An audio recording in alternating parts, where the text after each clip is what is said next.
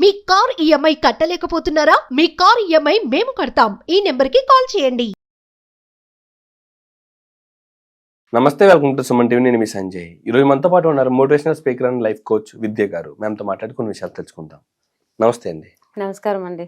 Ma'am, ఇప్పుడున్న రోజుల్లో situations చూసుకుంటే ప్రతిదానికి సూసైడ్ సొల్యూషన్గా చూసుకుంటున్నారు ప్రతి ఒక్కరు కూడా. అండ్ మేజర్గా ఆడవాళ్ళ చూసుకుంటే వాళ్ళకి చిన్నప్పటి నుంచి రిస్ట్రిక్షన్స్ అవన్నీ దాటుకుని అధిగమించుకుని మళ్ళీ మ్యారేజ్ వరకు వచ్చినా సరే అక్కడ కూడా వీళ్ళకి సంథింగ్ సెట్ ఆఫ్ ప్రాబ్లమ్స్ అనేవి ఏర్పడుతున్నాయి. ఇలాంటి సందర్భంలో కొంతమంది సూసైడ్ చేసుకుంటున్నారు, లేకపోతే మానసికంగా చాలా ఇబ్బందులు పడుతున్నారు ఆడవాళ్ళు. ఇలాంటి వాళ్ళందరినీ సెల్ఫ్ మోటివేట్ చేసుకోవాలంటే అలాంటి వాళ్ళకి మీరు ఏం చెప్తారు? ఎలా ఉంటుందంటే, ఇది అందరూ ఇంట్లో వాళ్ళు ఇలా చేస్తారు అని అంటే ఫస్ట్ అయితే వాళ్ళకి కరెక్ట్ నాలెడ్జ్ లేదు, అంతే కదా. ఇప్పుడు ఒక అమ్మాయికే రెస్ట్రిక్షన్స్ పెడుతున్నారు, అబ్బాయి ఏదైనా చేసి రావచ్చు అని అంటే వాళ్ళకి కరెక్ట్ నాలెడ్జ్ లేదా, లేకుంటే అమ్మాయికి తక్కువ అంచనా వేస్తున్నారా? అన్ని పక్కన పెడితే అమ్మాయిలు సుసైడ్ చేసుకునే అవసరం లేదండి. నిజం చెప్పాలంటే భయపడే అవసరం కూడా లేదు, ఇబ్బంది పడే అవసరం కూడా లేదు. కాకపోతే వాళ్ళకి ఒక కరెక్ట్ నాలెడ్జ్ ఉండాలి, ఏం చెయ్యాలి ఏం చేయొద్దు అనేది ఉంటే ఎక్కడికైనా వెళ్ళొచ్చండి. ప్రతి అమ్మాయి తప్పు చేస్తుంది అనేది ఏం లేదు కదా. ఎవరో ఒకరు చేస్తారనేసి వాళ్ళకు చూసి మన ఇంట్లో అమ్మాయికి రెస్ట్రిక్ట్ చేయడం రాంగ్ కదా. సో ఇది ఒక సక్సెస్ స్టోరీ లాగా చెప్పాలి అని అంటే, నేను ఒక అద్భుతమైన స్త్రీ, ఒక్కసారి కాదు ఎన్నోసార్లు సూసైడ్ చేసుకోవాలన్న ఆలోచన వచ్చిన స్త్రీ ఒక అద్భుతంగా ఒక పద్మశ్రీ అవార్డు తీసుకునే వరకు ఎదిగింది అని అంటే ఆ అద్భుతమైన స్త్రీ గురించి చెప్తానండి నేను. ఆ మహిళ 1948లో నవంబర్ 14కి జన్మించింది. ఆ గొప్ప ఆత్మ కారణ జన్మురాలు అనొచ్చు ఆమెకి. ఎలాంటి పరిస్థితుల్లో అంటే ఒక పల్లెటూరులో ఒక 12 years, ఒక 12 ఏళ్లలో ఆమెకు పెళ్ళైపోతుందండి. పెళ్ళైపోయి తనకి పిల్లల తర్వాత లాస్ట్ ఒక 3 పిల్లల తర్వాత మళ్ళీ ఇంకో ప్రెగ్నెన్సీ ఉంటుంది అనమాట తనకి. ఆ టైంలో ఏమవుతుందంటే, ఊళ్ళల్లో ఎలా ఉంటుండే పాతకాలంలో పిడకలు కొట్టడము, ఆవులను పాలు అది ఇది ఇదే ఉంటుండే కదా. సో అలాంటి సిచ్యువేషన్లో ఒక్కొక్క ఇంట్లో పిడకలు కొట్టేది ఉంటుండే. వాళ్ళు ఎలా చేయాలి అని అంటే, డైరెక్ట్ అమ్మడం కాకుండా ఒక ఊరి పెద్ద కావచ్చు, అక్కడ జమీందారు కావచ్చు, సర్పంచ్ కావచ్చు, అక్కడ ఉన్న ఊరు పెద్ద వీళ్ళందరివి తీసుకొని ఆయన సేల్ చేస్తుండే అనమాట. సేల్ చేస్తుండే, కాకపోతే వీళ్ళకి వచ్చే బెనిఫిట్ వీళ్ళకి ఇవ్వకపోతుండే. అంటే పాలు పిడకలు మొత్తం ఓన్లీ పిడకలండి. ఈమె స్టోరీలో అది అలా ఉంది. సో అలా ఇవ్వకపోతుండే అనమాట. ఒక టైం ఎలా వచ్చేసిందంటే అసలు బెనిఫిట్ వాళ్ళకి ఇవ్వకుండా, ప్రాఫిట్స్ ఇవ్వకుండా అలా చేసిండు అనమాట. ఊరి వాళ్ళు మాట్లాడే ధైర్యం లేక ఆగిపోయేవాళ్ళు. సో ఎవరో ఒకళ్ళు కారణ జన్ములు అని అంటే ముందుకు వస్తారు కదండి. తను స్టాండ్ తీసుకుంది అక్కడ. స్టాండ్ తీసుకొని అలా ఎలా జరుగుతుంది, అలా జరగొద్దు కదా అనేసి తనతో గట్టిగా మాట్లాడి తనే డైరెక్ట్ గా డీల్ చేసి అది ఆ వర్క్ కరెక్ట్ గా వెళ్ళేలాగా తీసుకెళ్తుంది అనమాట ఊరి వాళ్ళందరికీ. చేసిన తర్వాత ఆ ఊరి పెద్ద మనిషికి చాలా కోపం వస్తుంది. ఇన్ని రోజులు నాకు బెనిఫిట్ వచ్చింది, నాకు ప్రాఫిట్ వచ్చింది, ఈ అమ్మాయి గురించి నాకు ఆగిపోయింది. సో తనకి ఎంత గ్రడ్జెస్ ఉంటది లోపల అనంటే, తన భర్త దగ్గరికి వెళ్తాడు. తను భర్త దగ్గరికి వెళ్ళి, నువ్వు అనుకుంటున్నావేమో నీ భార్య ఊరినంతా ఉద్ధరిస్తుంది, ఎంతో మంచి పనులు చేస్తుంది, అందరికీ ప్రాఫిట్ వచ్చేలా చూస్తుంది, కానీ నీ భార్య అసలు ఏంటి తెలుసా? అప్పుడు తను 9 months ప్రెగ్నెన్సీలో ఉంటుంది. నీ భార్య ప్రెగ్నెంట్ గా ఉంది కదా, తన బిడ్డ ఇప్పుడు ఉన్న బిడ్డకి నేనే తండ్రిని, నువ్వు కాదు అని చెప్తాడు. వాడు చెప్పేసిండు, కానీ భర్త వినాలి కదా. మూర్ఖుడు విన్నాడండి ఆయన. వినగానే కోపం వచ్చేసి మేలిగా ఎలా ఉంటుందండి, మేలిగా విచక్షణ జ్ఞానం కోల్పోతుంది. ఆలోచించాలి కదా. ఓకే వినేసి ఇంకా తనకి 9 నెలల గర్భవతికి తన్ని ఎలా బయటికి లాగేస్తాడంటే, మనం ఒక స్టోరీ లాగా, ఒక సక్సెస్ స్టోరీ లాగా చెప్పుకోవడం ఒక ఎత్తండి సంజయ్ గారు, కానీ ఆ సిచ్యువేషన్ లో ఆ పెయిన్ భరించడము చాలా దారుణంగా ఉంటుంది. చూసే వాళ్ళందరూ అది ఇమాజినేషన్ చేసుకుంటూ విన్నారనుకోండి, ఆ బాధ తెలుస్తుంది. ఓన్లీ సక్సెస్ స్టోరీ లాగా విన్నారనుకోండి, ఇలా అయ్యిందంట అని అనుకుంటారు. కానీ అసలు ప్రెగ్నెన్సీ వచ్చిందంటేనే ఈ రోజులలో ఎంత డెలికేట్ గా ఉంటున్నారు, ఎన్ని హాస్పిటల్స్ అంటున్నారు, ఏందంటున్నారు. కానీ 9 months ప్రెగ్నెన్సీ ఉన్న నిండు గర్భిణికి కడుపు పైన తనకి గెంటేసి తనకి ఇంకా ఇంకా ఆ క్రిమినల్ మైండ్ ఎక్కువైతుంటది. మేలీగోకి ఎలా ఉంటుంది, వాళ్ళ పశువుల పెట్టే ప్లేస్ లో తనకు వదిలేస్తాడనమాట.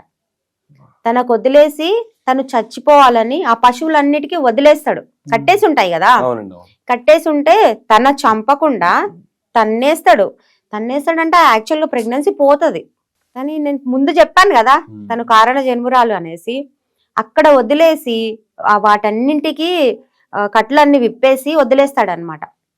ఆ చీకట్లో వదిలేస్తే ఇంకా తను అవి తన్నందుకు, అవి పైన పడ్డందుకు చచ్చిపోయింది అని చెప్పడానికి అలా చేస్తాడు ఆ దుర్మార్గుడు.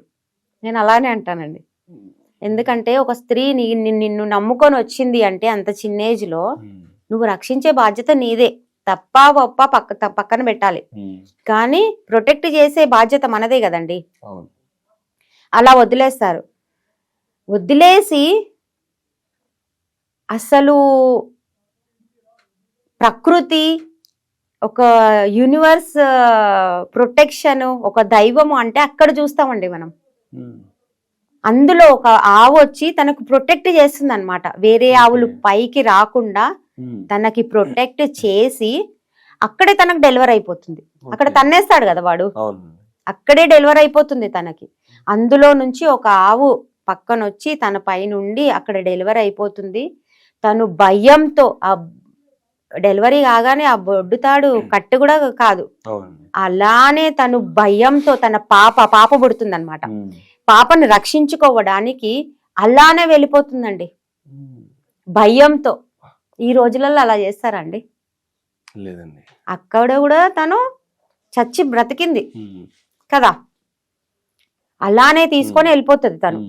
థ్యాంక్ యూ చెప్పుకొని, అక్కడున్న ఆవులకు థ్యాంక్ యూ అని చెప్పుకొని, నేను చచ్చిపోవాలనుకున్నా, ఇది తెలియగానే తను కొట్టేసరికి నేను చచ్చిపోవాలనుకున్నా, నాకు ఒక ఆవు రక్షించింది కదా, నేను బ్రతకాలి అనే చిన్న ఆలోచన అక్కడ రేజ్ అవుతుంది. వెళ్ళిపోతుంది తను. వెళ్ళిపోయి ఎక్కడికి వెళ్ళినా కూడా, ఊరు అంటే ఇప్పుడులాగా లేదు కదండి. అప్పుడు ఊరు అంటే ఒకరు పోయారంటే మనకి ఈజీగా తెలిసిపోతుంది, తక్కువ ఇల్లు ఉంటాయి. తను వెళ్ళిపోయి ఒక శ్మశానంలో తను ఉండడానికి చూసుకుంటది అనమాట. శ్మశానంలో ఎలా ఉంటుందంటే అక్కడ ఫుడ్ కూడా తినడానికి లేనట్టు ఉండే సిచ్యువేషన్ లో అక్కడ పిండాలు పెడతారు కదండి. పిండాలు పెట్టే దగ్గర ఆ పిండి తీసుకొని రొట్టెలు చేసుకొని ఆ శవాలు కాలే దగ్గర అది కాల్చుకొని తింటుందండి. ఎందుకంటే తన పాపకి పాలు ఇవ్వాలి కదా. ఇక్కడ మళ్ళీ చచ్చి బతికిందా? ఎవరైనా చేస్తారండి? ఇంట్లో నుంచి వండుకొని అక్కడ పెట్టి తినడం అంటేనే తినరు. అక్కడున్న పిండాలు తీసుకొని తినేసి చేసుకొని తిని తన పాపకి పాలిచ్చి అక్కడి నుంచి తను కొంచెం స్టేబుల్ అయిన తర్వాత తన బొడ్డు తాడు 16 సార్లు కొడుతుందండి రాయితోని. ఒక పదునైన రాయి తీసుకొని 16 సార్లు. అసలు మనకు ఒక్కసారి తగులితేనే ఎంత ఇబ్బంది అవుతుంది, మళ్ళా అక్కడ చచ్చి బతికిందా? అలా చేస్తున్న కొద్దీ పక్కన ఎవరో బిచ్చవాడు అరుస్తుంటాడు అనమాట. నేను చచ్చిపోయే స్థితిలో ఉన్నా, నాకు కొన్ని మంచినీళ్ళు కావాలి, నాకు ఫుడ్ కావాలి అని ఏడుస్తుంటాడు. తన బాధ పక్కన పెట్టేసి తన దగ్గరికి వెళ్ళి తన దగ్గరున్న రొట్టెలు ఇచ్చి వాటర్ ఇచ్చి తనకు బతికిస్తుంది. సో తన పక్కనే ఇంకొక బిచ్చగాడు, నాకు నేను చనిపోయే స్థితిలో ఉన్నాను, నాకు మంచినీళ్ళు కావాలి, నాకు ఫుడ్ కావాలి, నాకు ఆహారం కావాలి అనే స్థితిలో తన చెవులో పడుతుంది అన్నమాట. ఇలాంటి సిచ్యువేషన్ లో కూడా తన బాధ పక్కన పెట్టేస్తుంది. తను ఇంకా తన బాధ పక్కన పెట్టేసి ఎవరో అరుస్తున్నారు అని విని తనకెళ్ళి ఆ రొట్టెలు ఆ వాటర్ ఇచ్చేసి తిన్న తర్వాత చూస్తుంది. చూసేసరికి తను కాళ్ళు పట్టుకుంటాడు. కాళ్ళు పట్టుకొని, తల్లి నన్ను బ్రతికించినావు, థ్యాంక్ యూ సో మచ్, నువ్వే ఒక దేవతలాగా వచ్చినావు అని అంటే తనకి ఇంకొకసారి బల్బు వెలుగుతుంది. అక్కడ ఆవు చేసిన పుణ్యం నన్ను రక్షించింది అంటే నేను కూడా రక్షించాలి ఒకరికి, నేను చావడానికి పుట్టలేదు, నేను ఎంతో మందికి బ్రతికించడానికి పుట్టానని అక్కడ ఒక రేజ్ అవుతుంది. మళ్ళీ ఇక్కడ అంటే నేను చావడానికి పుట్టలేదు అనేది మళ్ళీ ఆమెకి గుర్తొస్తుంది. ఓకే, నేను అందరికి బ్రతికించడానికి ఉన్నాను అని అప్పుడు డిసైడ్ అయిపోయి తన గొంతు చాలా బాగుంటుంది అనమాట. సో తన పాటలు పాడి బిచ్చమెత్తుకొని అలాంటి వాళ్ళు ఆ చచ్చిపోయే వాడు కూడా బ్రతికేస్తాడంట తను ఫుడ్ పెట్టిన తర్వాత. అలా ఉంటుందండి, ఒకరి హెల్ప్ తీసుకుంటే అలా ఉంటుంది. తను అలా పాటలు పాడుతూ ట్రైన్లలో బయట ఆ బిచ్చ వాళ్ళతో ఉంటూ వాళ్ళని అడాప్ట్ చేసుకుంటూ అనాథ వాళ్ళకైనా కూడా అలా ఒకరిని తీసుకొని ఎంతో మందిని చదివించిందండి. ఆ చిన్నతనంలో తన పాప కూడా అడ్డొస్తుంది అనేసి వేరే పూణే ఒక అనాథాశ్రమంలో తన పాపని అక్కడ పెట్టేసి, ఎందుకంటే ఇప్పుడు తన పాప ఉంటే ఒక 2 ముద్దలు ఎక్కువ పెడుతుంది, వేరే వాళ్ళు ఉంటే ఒక ముద్ద తక్కువ పెడుతుంది. అలా కాకుండా వాళ్ళ పాపని ఇప్పుడు ఎలా అంటారంటే అందరూ ఫస్ట్ నీ ఇంటిని చూసుకో తర్వాత వేరే వాళ్ళకి చూడు అని అంటారు. కానీ తను అలా చేయలేదు. ఫస్ట్ తన పాపని బయట వేరే అనాథాశ్రమంలో పెట్టేసి అందరినీ, ఇంకా ఎవరు ఎలా వస్తుంటే ఏ కష్టాలలో వస్తుంటే వాళ్ళందరికీ తల్లి అయిందండి. మదర్ ఆఫ్ ఆర్ఫన్ అనే పేరు వచ్చింది, పద్మశ్రీ అవార్డు వచ్చింది, ఎన్నో అవార్డులు రివార్డులు ఎన్నో వచ్చాయండి తనకి. ఎంతో మంది పిల్లలు తనకి, ఎంతో మంది తననే హ్యాపీగా చెప్పుకుంటుంది, నాకు ఎంతో మంది అల్లుళ్ళు, నాకు ఎంతో మంది కోడళ్ళు, నాకు ఎంతో మంది మనమరాళ్ళు. నేను ఒక్క స్టెప్ తీసుకున్నా అప్పుడు బయట పడ్డా, కానీ నేను ఇంతమందిని బ్రతికించిన అని అసలు ఎంత అద్భుతంగా చెప్తుంది. మనం ఒక స్టోరీ అనడం అది చిన్న విషయం అండి, కానీ తన జర్నీ తనకే తెలుస్తుంది, తన బాధ తనకే తెలుస్తుంది కదా. అటువంటి స్త్రీ బ్రతుకుతున్నప్పుడు మరి చదువుకుంది ఓన్లీ 4th క్లాసే. అటువంటి ఆమె పద్మశ్రీ అవార్డుకి ఎదిగిందంటే మనకెందుకు లేదండి, అంతే కదా. చదువు లేదు, వెనకాల తల్లిదండ్రుల సపోర్ట్ లేదు, భర్త సపోర్ట్ లేదు, ఆస్తులు ఏం లేవు, రోడ్డు మీద కన్నబిడ్డతోటి రోడ్డు మీద పడింది కట్టుబట్టలతో. అలాంటి సందర్భంలో కూడా తను నలుగురికి సాయం చేస్తూ ఒక ఆర్ఫనైజ్ రన్ చేస్తూ అక్కడ ఇంకో ట్విస్ట్ 80 ఏళ్ల వయసులో ఒక అతను తన ఆర్ఫన్ కి వస్తారనమాట. ఆకలి అవుతుందమ్మా ఫుడ్ పెట్టాలనేసి వస్తే తనకి ఫుడ్ పెడుతుంది.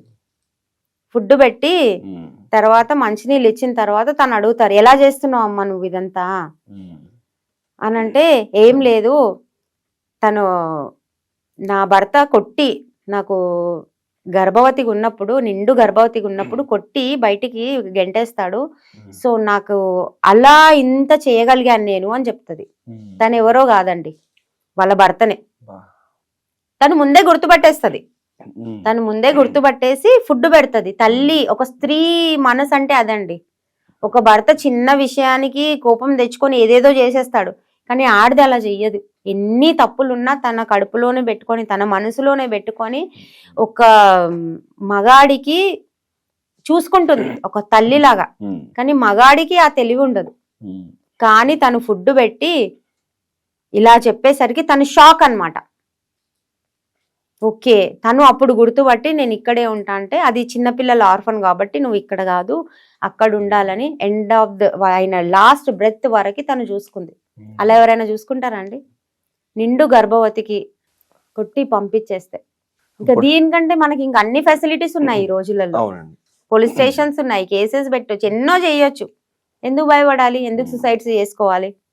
అండర్స్టాండింగ్ ఒకటి ఉంటే చాలు కదా. అది. Thank you very much. Thank you అండి సంజయ్ గారు.